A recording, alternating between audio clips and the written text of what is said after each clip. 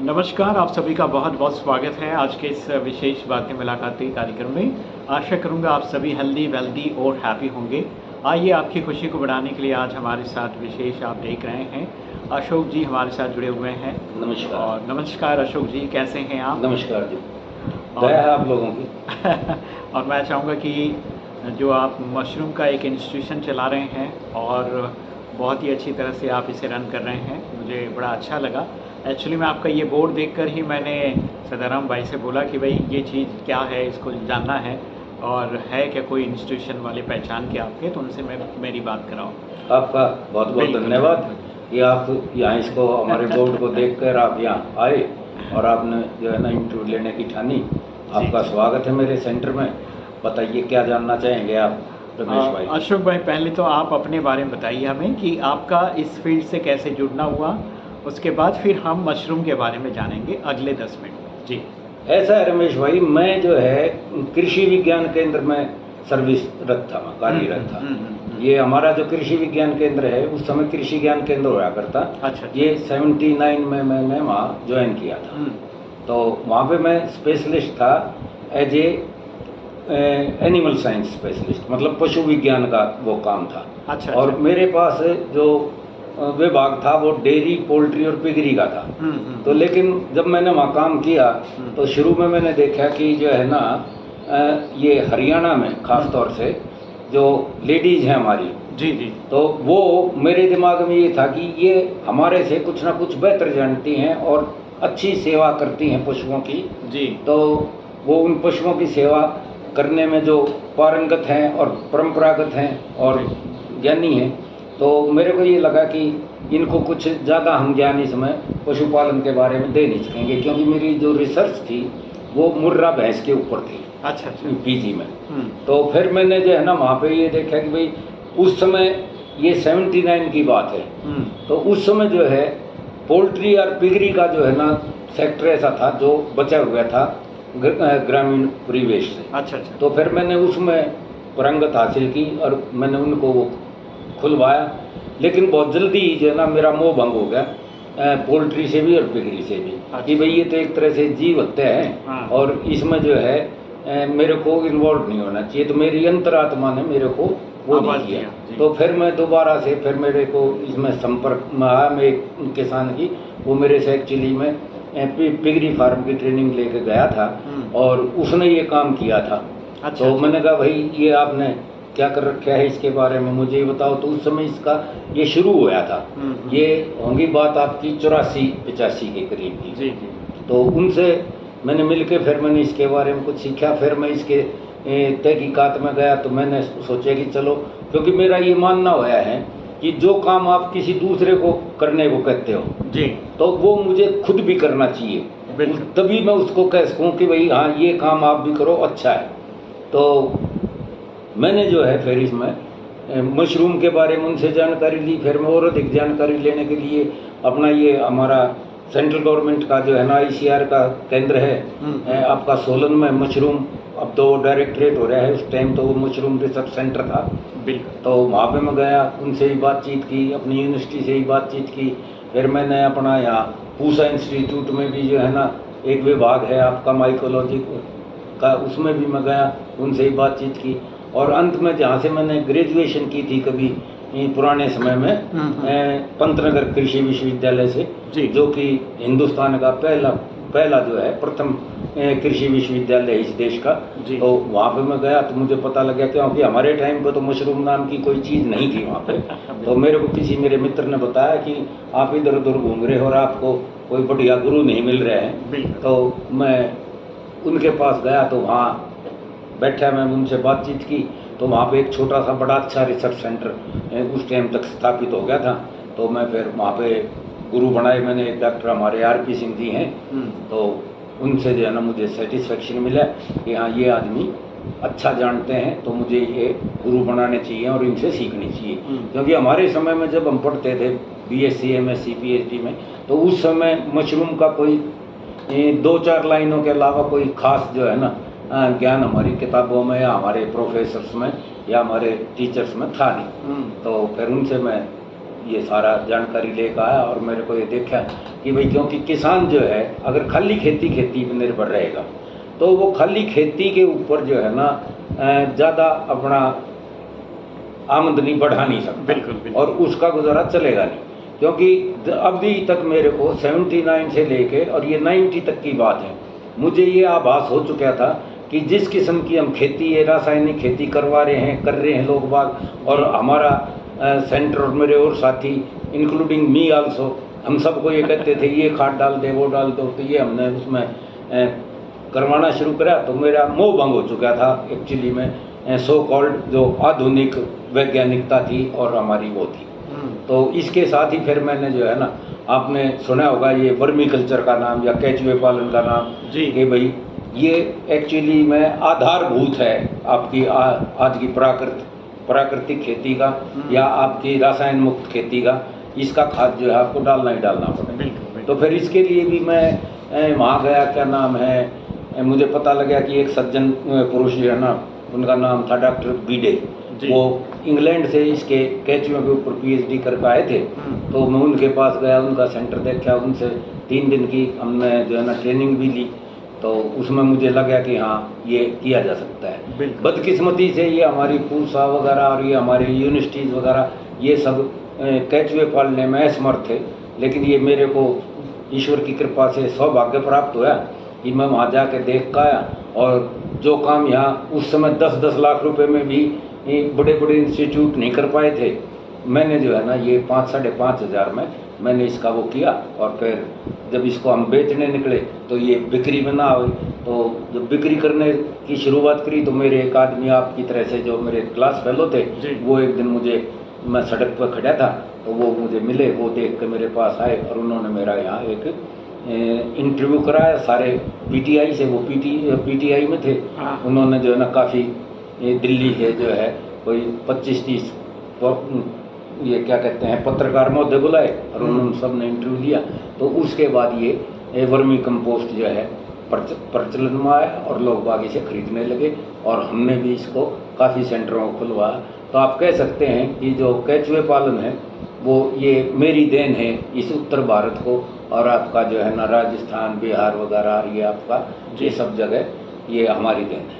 तो आजकल लोग बाग सभी आप जानते हैं कि केचुए खाद से क्या क्या फ़ायदे हैं, अब लोग बाग तकरीबन जानने लगे हैं और इच्छुक भी हैं। आपका यूट्यूब भी बहुत भरा हुआ है इन चीज़ों से, तो लोग बाग कर रहे हैं, हम भी कर रहे हैं। जब से जो है ना सबसे पुराना जो सेंटर है केचुए पालन का वो मेरे पास है, मेरा फार्म है, यहाँ से 11-11.5 किलोमीटर दूर गांव अकबरपुर बारोटा है। आपने गेट पे भी देखा होगा, आप जाते जाते वहाँ की भी एक क्लिप ले सकते हैं, उसमें मेरे सारे एड्रेस वगैरह हैं। तो अब इसके साथ साथ इससे 1 साल पहले ही केचुए पालन से पहले ही जो मेरा दिमाग आया कि भाई पोल्ट्री और पिगरी ये जीव हत्या को छोड़ के और मैं प्राकृतिक उसकी तरफ बढ़ूँ, तो मशरूम मुझे एक किसान के लिए अच्छा आमदनी का साधन लगा। तो मैंने फिर इसको किया। अच्छा। इसको करने के बाद और लैब भी मैंने जब भी उसी साल खोली, क्योंकि पिछला मेरा जो सरकारी अनुभव था कृषि विज्ञान केंद्र में रहने का, तो मैं ये जानता था कि भाई अगर आप लैब के ऊपर प्रयोगशाला जहाँ इसका बीज तैयार होता है जिसको हम स्पॉन बोलते हैं, मशरूम स्पॉन, अगर इसके लिए हम सरकारी क्षेत्र पर निर्भर रहेंगे तो वहाँ से अच्छी क्वालिटी का स्पॉन नहीं मिल सकता, क्योंकि उनका अपना एक हद है, उनका एक प्रोसीजर है, उनका एक सिस्टम है। उस सिस्टम में ये जीवित चीज़ बहुत डेलिकेट जिसे बोलते हैं, तो वहाँ ये अच्छी क्वालिटी का नहीं बन पाना था। तो मैंने सोचा कि मैं पहले अपनी लैब भी खोल लूँ, क्योंकि जिस साल मैंने पहली बार लगाया तो मुझे भी अच्छा स्पॉन नहीं मिल पाया था और 1 महीना 6 दिन मुझे लेट हो गया था। तो अगले साल हमने जब घर पे करा तो मैंने एक कसम खाई कि अब अपनी लैब लगाओगे, तो ये उसी कसम की देन है snow view mushroom lab and training centre. तो हम इसमें अब ये हमारी आपको जान के खुशी होगी कि आज के दिन हमारी लैब जो है भारतवर्ष में नंबर 1 है, सबसे बड़ी लैब है और सबसे अधिक हम स्पॉन बना के किसानों को देते हैं, बेचते हैं और किसान हमसे फ़ायदा उठाते हैं। और आज के दिन उस समय हमारे कंप्यूटर थे 18, जबकि आज के दिन ये धीरे धीरे अब तो काफ़ी आप जानते हो मशरूम काफ़ी बढ़ रही है। अब जगह जगह सर्दी के मौसम में बड़े बड़े छप्पर देखते होंगे। और दूसरा जो तरीका है मशरूम लगाने का, उसमें आप ये भी देखते होंगे कि एसी के बड़े बड़े मकान बना के, कमरे बना के, उसमें भी फार्म पे ये मशरूम लगती है। तो एक तो सीजनल मशरूम लगती है, दूसरा आपका सारे साल जिसमें आप मशरूम ले सकते हो वो लगती है। तो आज तो हमारी लैब भी जो है ना इतनी हो चुकी हैं, 132-33 लैब तो मेरे ही कंपटीशन में है। तो आज इतनी इसमें कंपटीशन है और प्रतिस्पर्धा है, और अच्छी प्रतिस्पर्धा है मैं तो कहूँगा कि, और होनी चाहिए ताकि लोगों को नज़दीक से नज़दीक उनको बढ़िया क्वालिटी का स्पॉन मिले। तो ये हमारा वो था। मैंने कई साल इसमें यहाँ अपने घर से ही शुरू करी थी ताकि मेरे माता जी और मेरे पिताजी वो भी इसमें इन्वॉल्व हो जाए, मेरी वाइफ भी इन्वॉल्व हो जाए।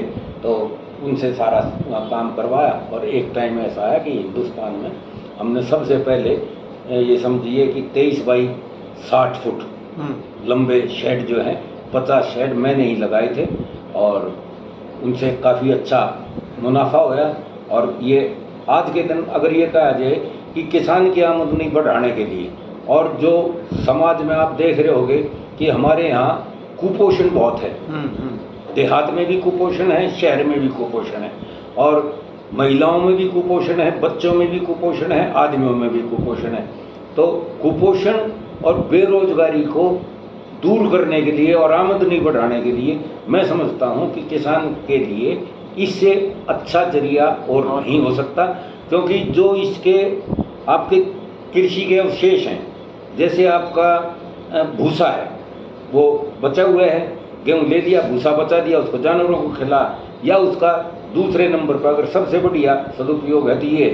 फिर दूसरा आप देखते होंगे धान की पुआल है, पुआल का बड़ा समस्या आती है हर साल यही कि हरियाणा वाले ने पुआल फूंक दी, पंजाब ने फूंक दी, उसने दिल्ली डुबो दी, उसने दिल्ली का सांस घोट दिया। तो ये जो समस्याएं हैं, ज्वलंत समस्याएं, तो पुआल में भी इसको आराम से लगाया जा सकता है।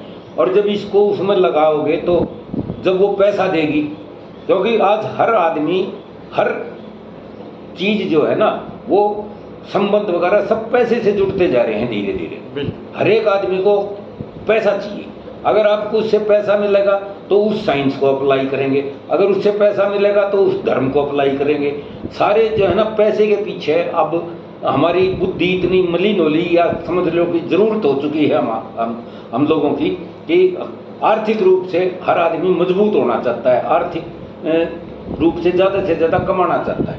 तो आप ये देखिए कि पर्यावरण की भी रक्षा है। अगर आप पुराण को इसमें कन्वर्ट करो, इसके कंपोस्ट में, उसमें आप मशरूम लगाओ तो आपको जो है ना अच्छा पोषण मिलेगा।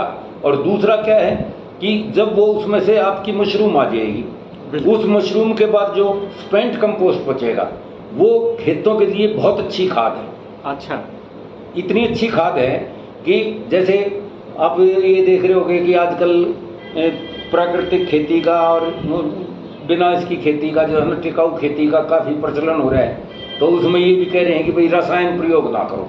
तो उसमें ट्राइकोडर्मा नाम का जो है ना ट्राइकोडर्मा है, तो इसमें ये ऑटोमेटिकली ट्राइकोडर्मा है, तो वो आपने अपने खेत में देख लिया। हमारा अनुभव कहता है कि हमारा जैसे एक सेंटर है आपका यहाँ उत्तर प्रदेश में खागा, तो ये खागा है आपका कानपुर से फतेहपुर डिस्ट्रिक्ट की एक तहसील है खागा।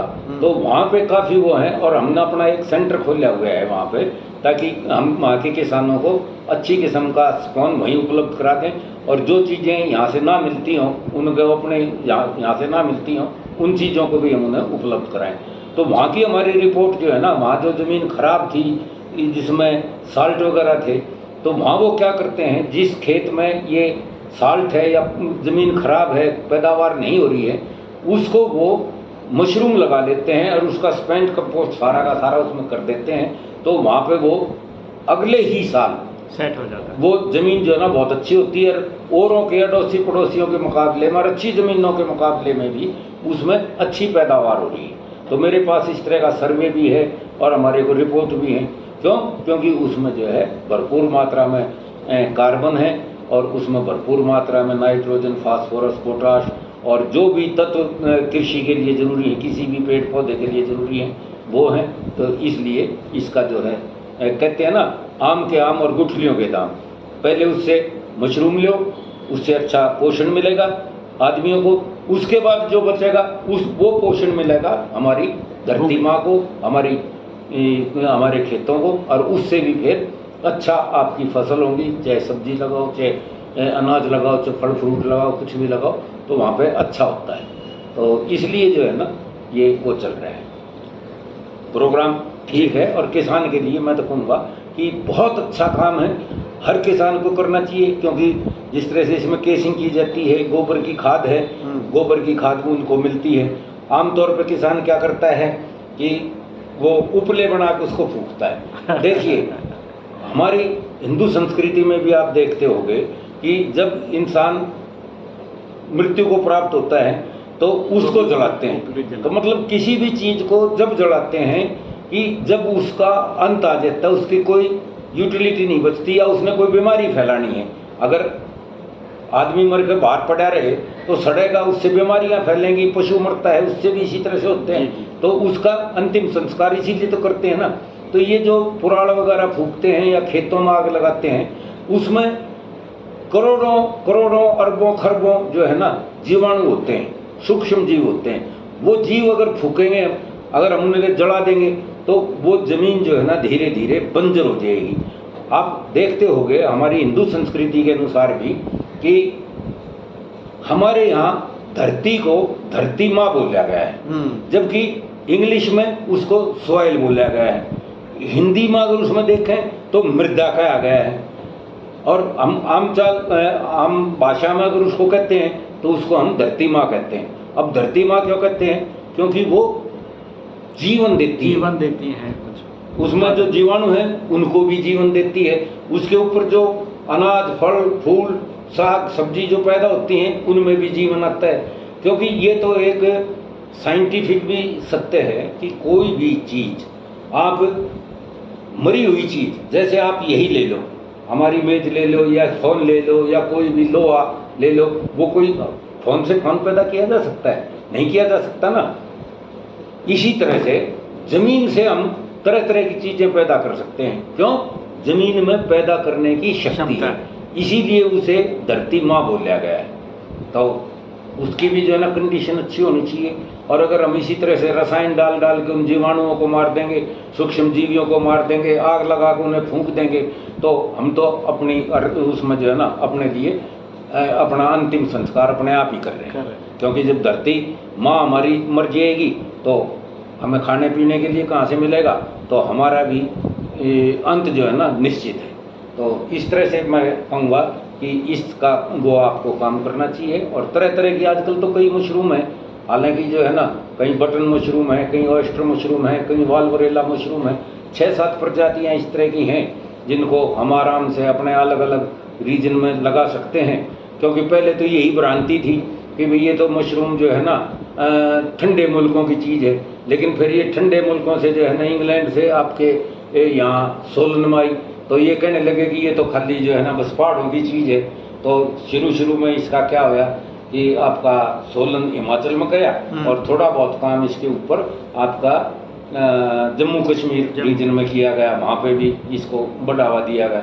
फिर ये धीरे से उतर के जब, क्योंकि किसान जो है ना हमारा वो बड़ा खोजी प्रवृत्ति का है और वो बड़ा रिस्क लेता है। तो यहाँ हमारे यहाँ मेरे को याद है कि सन 84 में जब ये यहाँ हमारा सोनीपत में एक गांव है भदाना, तो वहाँ के एक स्कूल टीचर थे, वो अपने यहाँ उन्होंने पैदा करी। यहाँ आपका दिल्ली में भी एक हमारे शिप कैप्टन थे, ये जो कौन सा मंदिर है वहाँ के ऊपर इन्होंने लगा, अब तो वहाँ वो बन लिया। तो वहाँ पे कुछ ये उत्तराखंड के जो है ना पहाड़ी लोग थे, 18-20 परिवार वो लगाते थे। तो यहाँ दोनों जगह साथ साथ ही आई थी। वहाँ तो एक उसने आपका किया शिप कैप्टन ने और यहाँ एक मास्टर ने। उसके बाद हम भी इसमें आए और मैंने फिर इसको काफ़ी प्रचार प्रसार दिया, क्योंकि मैं तो कृषि विज्ञान केंद्र में बैठा था, फार्मर्स के पास जाता था। और फिर जब मैंने खुद ही किया तो और लैब लगाई तो मुझे ज़रूरत भी थी कि भाई ज़्यादा से ज़्यादा लोग बढ़ें ताकि हमारा ज़्यादा से ज़्यादा सामान बिके और लोगों को भी उत्थान हो। लोग बाग जब भी तो लगाएंगे जब उनको बचत हो। तो इसके प्रचार प्रसार के लिए मैंने अपने व्यक्तिगत तौर से भी और अपना कृषि विज्ञान केंद्र में एज ए साइंटिस्ट होने के नाते भी मैंने इन दोनों चीज़ों का काफ़ी प्रचार प्रसार किया और उन्हें किसानों को दिन रात हमने मेहनत की और उसमें जो है ना किसानों ने हमें इसका अच्छा वो दिया। और अब आप देख रहे होंगे कि हरियाणा, पंजाब, उत्तर प्रदेश और आपका राजस्थान और बिहार, यहाँ पे बड़ी अच्छी मात्रा में सीजनल मशरूम लग रही है और साथ साथ जो है ना सरकार ने अब इसके ऊपर सब्सिडी वगैरह भी दी है। तो ये जो है ना कंट्रोल्ड कंडीशंस की, जिसमें सारे साल मशरूम हो, उसमें बड़े बड़े रूम बना के, क्रॉप रूम बना के और उसमें AC वगैरह लगा के वहाँ पे भी करते हैं, तो सारे साल भी चलती है और सीजन में भी चलती है। सीजन यहाँ पे आमतौर पे मैं तो ये कहता हूँ कि भाई 15 अगस्त का झंडा फहरा के और आप अपने इस काम में लग जाइए और 10-15 सितंबर से आप कंपोस्ट तैयार करो, उधर आप इसके छप्पर वगैरह इसके घर तैयार करो और फिर अक्टूबर में 10-15 अक्टूबर से लगाओ। फिर ये आपके मार्च के अंत तक या अप्रैल के शुरू तक चलती है। और इसी चीज़ को हमने सिखाने से के लिए किसानों को हमने यहाँ पे ट्रेनिंग भी खूब दी है।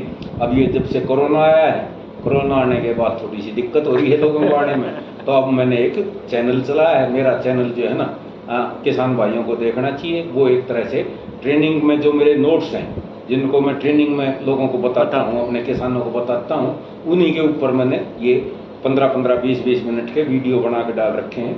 मेरे चैनल का नाम है @Dr. अशोक कुमार 7966। तो दोस्तों मैं आपको यही कहूँगा कि आप किसान भाई जो है ना ज़्यादा से ज़्यादा इसको अप्लाई करें, अपना खुद का भी पोषण मान सुधारें, अपने अड़ोस पड़ोस का भी सुधारें, लोगों का भी सुधारें और अपनी ज़मीन की स्थिति भी अच्छी करें और अपनी जेब की स्थिति भी अच्छी करें। क्योंकि जब तीनों चीज़ें अच्छी होंगी ना, जब ही सब बात बनेगी, तो एक दूसरे से लिंक होंगे। और मेरा ये दुआ है कि हर किसान जो है ना फले फूले अच्छी तरह से लगावे। कोई दिक्कत हो तो आप मुझे फ़ोन कर सकते हैं। मेरा फ़ोन नंबर भी है 98-120-19-128। जी हाँ, 98-120-19128। तो दोस्तों मैं अपनी बात यहीं पे समाप्त करना चाहूँगा। रमेश भाई अगर और कोई सवाल जवाब करना चाहें तो रमेश भाई बताइए, मैं आपको उसका भी जवाब दूँगा। अशोक भाई बहुत ही धन्यवाद, शुक्रिया, आपने पूरा इतिहास बताया और फिर मशरूम के बारे में जो आपने बताया किसानों के लिए बहुत ही अच्छा है। जो किसान जो है विशेष रूप से खेती करते हैं और कहीं ना कहीं उनकी इकोनॉमिक कंडीशन जो आर्थिक स्थिति मजबूत नहीं बनती है, तो वो अल्टरनेटिव ये जो है मशरूम की खेती सीख कर उसे करें और इससे उनकी जो है आर्थिक स्थिति। देखिए रमेश भाई, आपको मैं बताऊं, जो आर्थिक स्थिति का आपने जिक्र किया जी, अगर ये NSO की पीछे रिपोर्ट थी, जब हम पढ़ते थे शुरू में, जब कभी हमने तो 9th क्लास से जो है ना पशुपालन और कृषि पढ़नी शुरू करी है, तो जब हम पढ़ते थे उस समय भी हम ये पढ़ते थे कि भारत एक कृषि प्रधान देश है और ये 70 से 72% जो पॉपुलेशन है हमारी, वो इस पर कृषि पर आधारित है। मुझे बड़े अफसोस के साथ कहना पड़ता है कि शुरू से लेकर आज तक जितनी भी सरकारें आई हैं, सब ने जो है ना कृषि के लिए कुछ कुछ किया है, लेकिन मैं समझता हूँ कि जितना होना चाहिए था कृषि के लिए उतना पर्याप्त मात्रा में आज तक कोई भी सरकार, किसी की भी सरकार नहीं कर पाई है। और किसान के लिए तो मैं ये कहूँगा कि उसको तो खुद अपने लिए करना पड़ेगा। वो सरकारों के प्रति आश्वस्त ना रहे कि सरकार क्या करेगी और वो सरकार उनको क्या देगी, क्योंकि उन्होंने तो, वो तो अन्नदाता हैं, उन्होंने तो दूसरों को खिलाया है पैदा करके। अब वो एक ही स्थिति में आ जाए, भीख मांगने की स्थिति में आ जाए, हमें ये सब्सिडी दो, हमें ये दो, हमें ये दो, तो ये एक शर्मनाक बात है। और इतने साल होने के बाद भी आज़ादी के आज भी जो है वो 70-72% से घट के केवल 67-68% पे ही आई है। आज भी हिंदुस्तान की जो जनसंख्या है उसमें से 67-68% जो है वो खेती पर ही निर्भर है, चाहे खुद खेती करता हो या किसी की ज़मीन लेकर करता हो या वहाँ पे मेहनत मजदूरी करके खेती में सहयोग करता हो।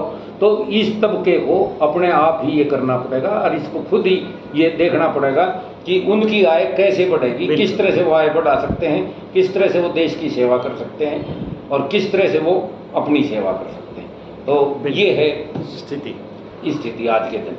अशोक भाई बहुत ही अच्छी बात आपने बताया और मुझे लगता है कि ये आपका जो मुहिम है इसको अगर हम लोग किसानों तक पहुंचाएंगे ठीक से, तो निश्चित तौर पे सभी लोग जो है इसका उपयोग करके अपने जीवन को अच्छा बना सकते हैं। बहुत ही अच्छा विकल्प आपने किसानों के लिए तैयार किया है, और यहाँ लैब भी आपने बना के रखा है, ट्रेनिंग सेंटर भी आपका है, ऑनलाइन भी आप ट्रेनिंग देते हैं, आप नंबर से भी फ़ोन करके आप उनको गाइड करते हैं। ये बहुत अच्छी बात है। आपको बहुत बहुत साधुवाद आपके इस नेक काम के लिए। और मैं चाहूँगा कि हमारे किसान भाई जो देख रहे हैं और वो अल्टरनेटिव को सोच रहे हैं कि सोर्स ऑफ इनकम उनका अच्छा हो, मजबूत हो, तो आप मशरूम की खेती ज़रूर करें। और इसकी पूरी ट्रेनिंग जो है अशोक भाई देते हैं, उनका ट्रेनिंग लैब भी है और ट्रेनिंग सेंटर भी है। आप फ़ोन करके जो नंबर आपको बताया गया है उस नंबर पे आप कॉल करके अधिक जानकारी लें और अपने आप को अच्छा बनाएं। तो इन्हीं शुभ आशाओं के साथ फिर से एक बार अशोक भाई को बहुत बहुत शुभकामनाएं, नमस्कार। मंगल कामनाएं। ओम शांति। सुनते रहो, मुस्कुराते रहो।